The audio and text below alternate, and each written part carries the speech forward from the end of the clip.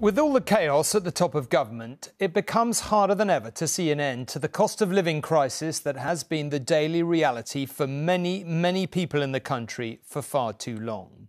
Instead of beginning tonight's programme with the latest on Liz Truss's chances of survival, not particularly good, but we'll come to that, we are giving a voice to people who are trying to keep their heads above water.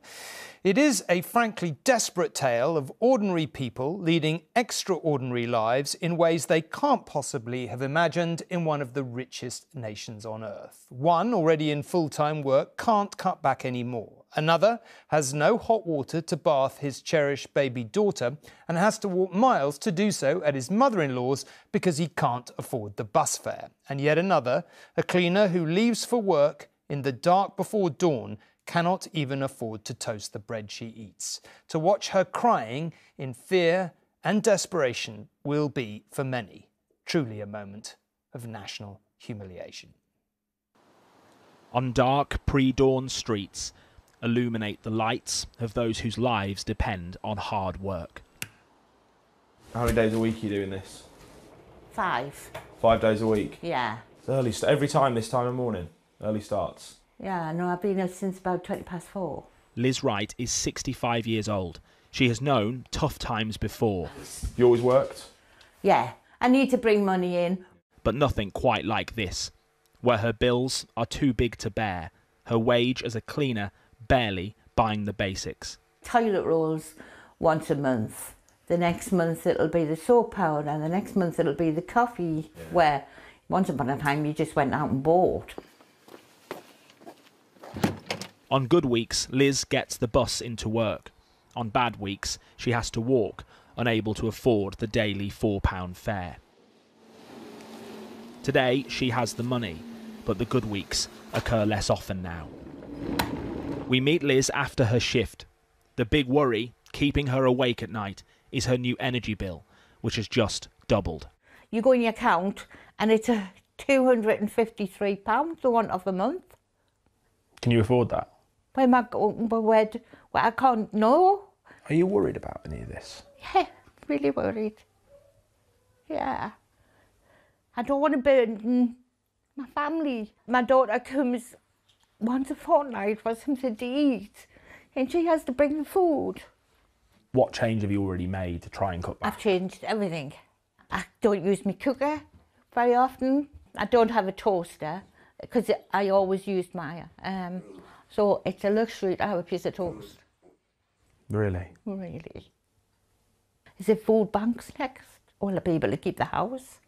Because then I'm going to have to explain I've got no money and I can't live. That's not funny.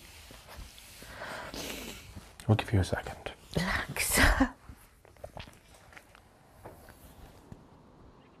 This is the Meadowell estate in North Shields.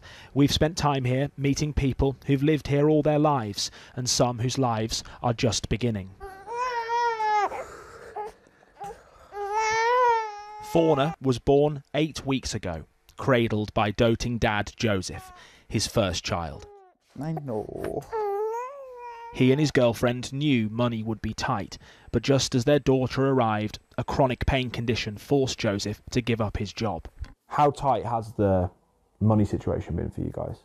It's been pretty hard. You run out of money to try and get the formulas and stuff like that you need, especially when you're on universal credit.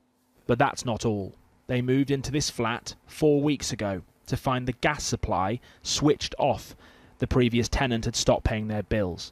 So that's just freezing. Yeah, no gas means no hot water, no heating. The supplier won't turn it back on, new suppliers aren't taking on new customers, and this family are enduring the consequences. We have to keep her wrapped up with her thick blanket just to try and keep her from not having a face cold and stuff. It just gets to a point where you don't know what to do anymore. All they have is this electric heater donated by family. We have to put it in whichever room that the baby's in just to keep her warm. But it's also, I mean, what can that do for an entire flat?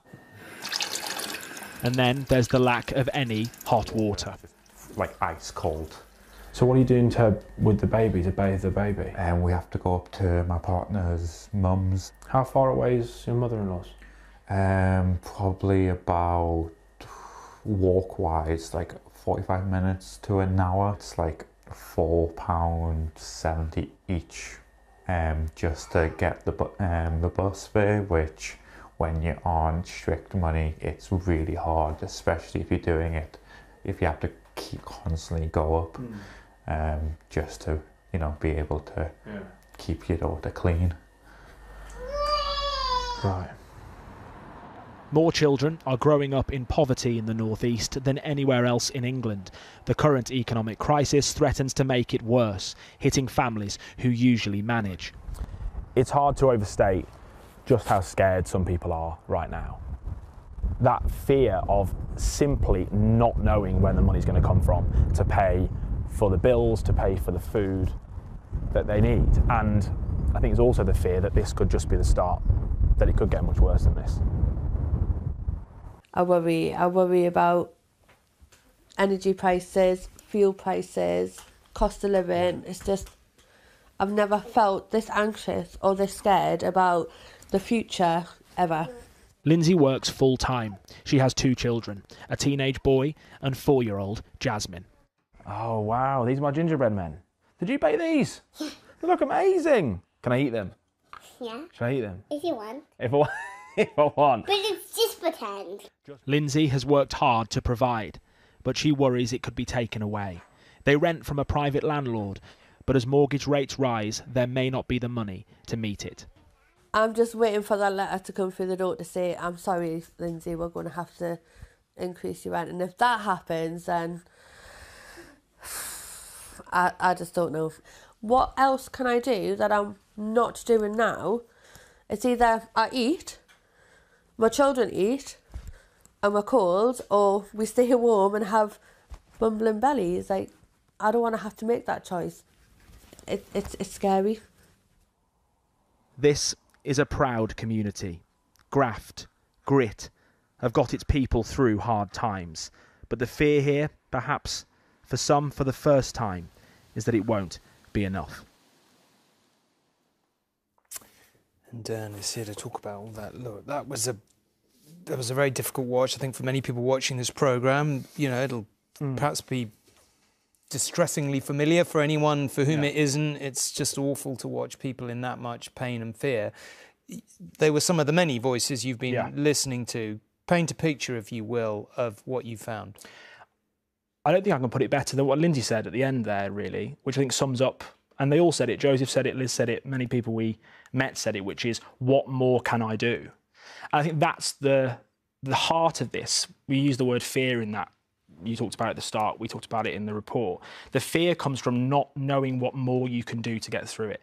There's been previous economic downturns, financial troubles, and people say, right, I'll cut back on this, I'll do less of that, I'll work a few more hours. What do you say to Lindsay? She's working full time. She's cut back everything she can. She's already having to think about the idea of putting the heating on or feeding her children. And I think you said it right there. There'll be people watching this programme for whom that is now their reality. You then chuck in the uncertainty of what's been happening over the last couple of weeks. It was while we were in North Shields that the economy took that huge downturn. And as we were leaving North Shields, the government completely flipped its economic policy. And now so they're left with even more uncertainty. One of the few consolations people had in North Shields was, yes, their energy bills are incredibly high, but they knew for 2 years they wouldn't go any higher. Now we know from April they may go up. They will go up. And will there be support? Who will be supported?